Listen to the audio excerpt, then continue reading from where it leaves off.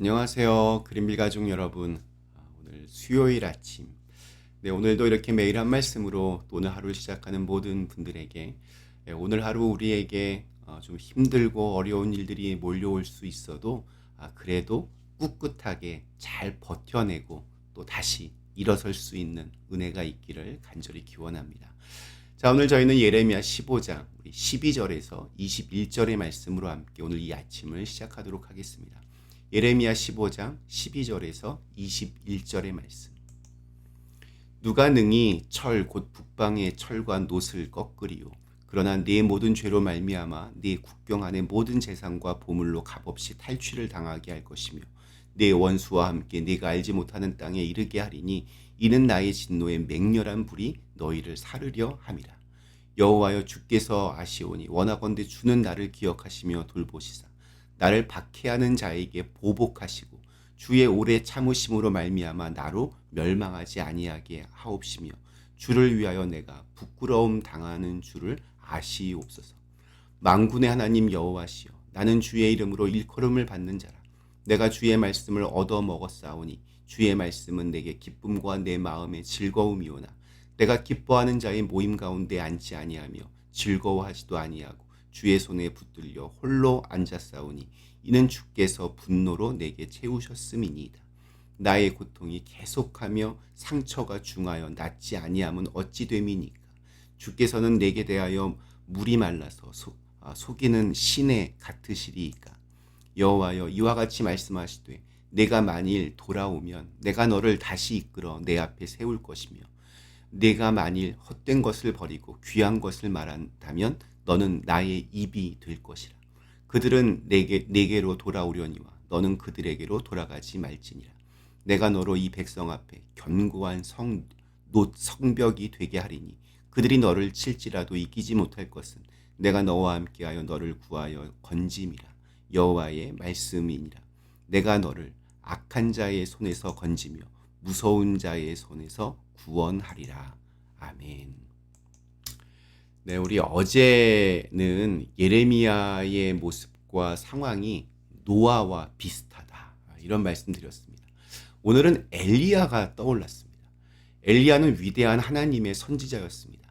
그를 통해 놀라운 기적들이 그리고 놀라운 승리가 선포되었습니다.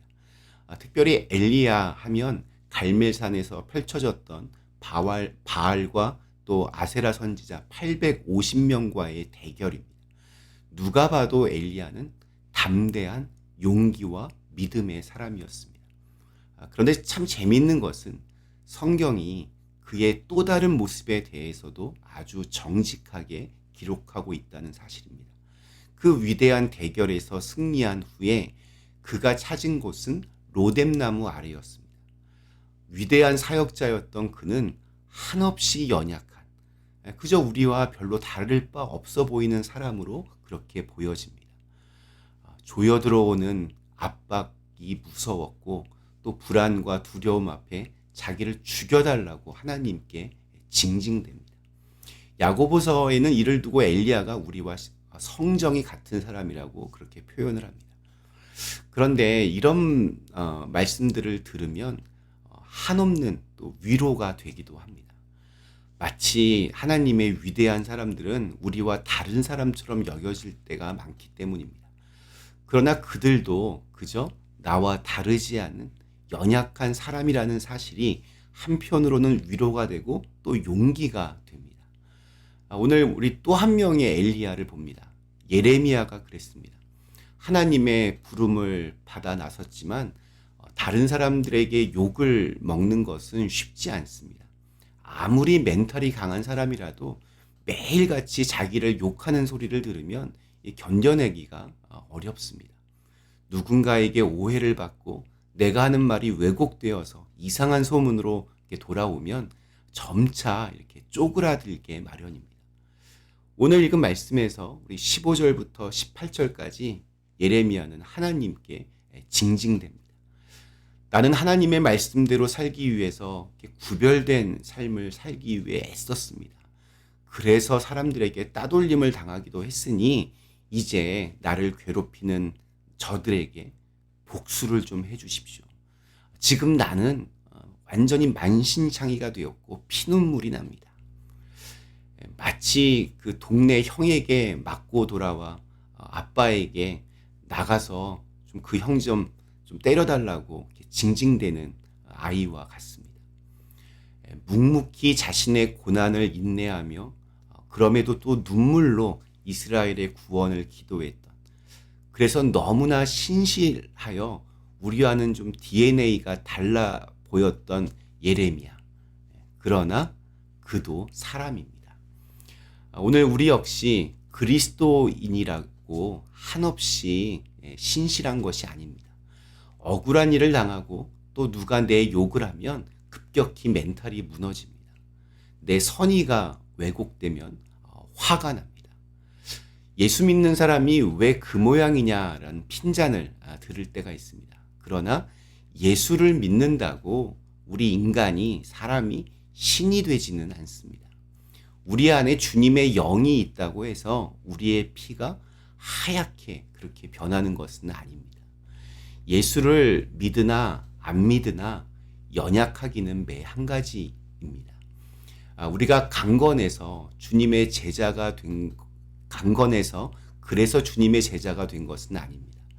연약해도, 그래서 넘어지고 흔들리고 울어도 그래도 주님을 믿기 때문에 우리는 다시 담대하게 주님의 사람으로, 주님의 제자로 살 수 있는 것입니다.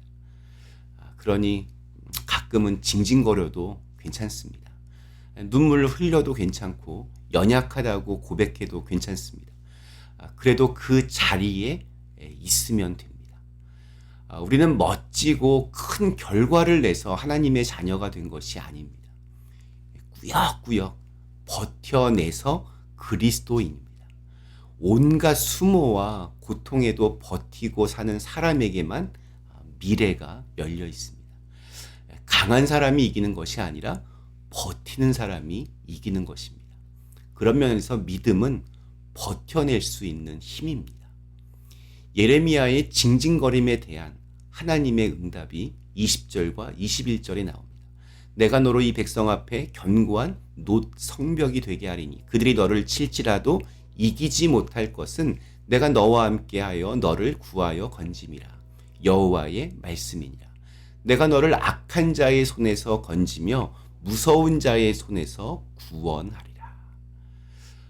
예레미야를 그렇게나 조롱하고 또 협박하는 이들이 넘쳐도 결코 너를 이기지 못한다는 용기를 주는 말씀입니다.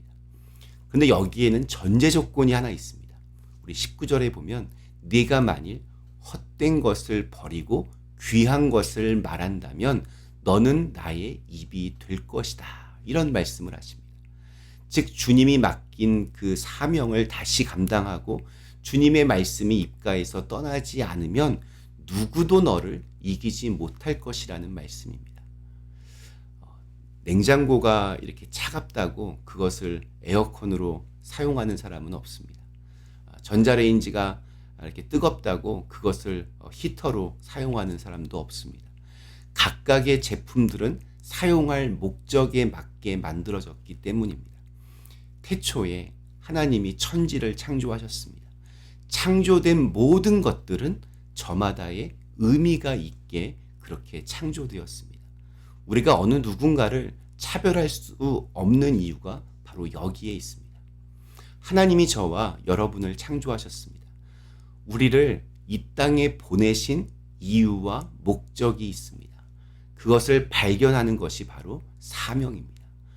하나님이 주신 사명을 깨닫고 그 사명을 감당하는 사람은 행복합니다. 그 사람이 걸어가는 인생의 길은 아름답습니다. 어렵고 힘든 것이 문제가 아닙니다.